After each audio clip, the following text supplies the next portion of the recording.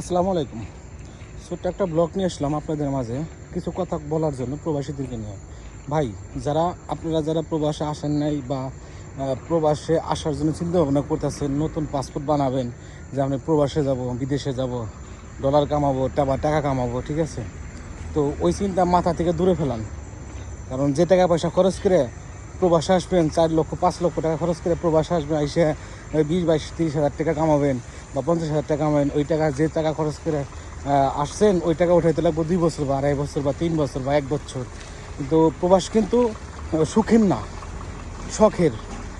প্রবাসে কিন্তু প্রবাসে আপনার কিন্তু চেহারা দেখে টাকা দেবে না, আপনাকে যখন পরিশ্রম যখন করবেন তখন কিন্তু পরিশ্রমের পারিশ্রমিকটা দেবে।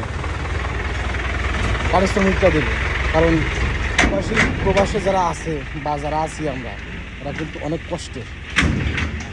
সকালে যাই, রাত আসি 10টায়, এতটাই কষ্টের। প্রবাসটা খুবই কষ্টের ভাই।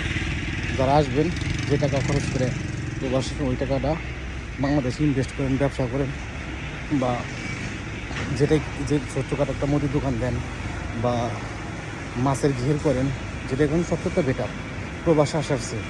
বাংলাদেশ থেকে যদি 10,000 টাকা যদি ইনকাম করতে পারেন, তারপরেও আমি বলবো ভালো।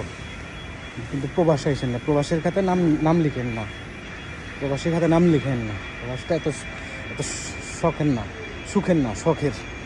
ধন্যবাদ সবাইকে। আমার এই ভিডিওটা যদি আপনাদের কাছে ভালো লাগে, লাইক কমেন্ট শেয়ার করে পাশে থাকবেন।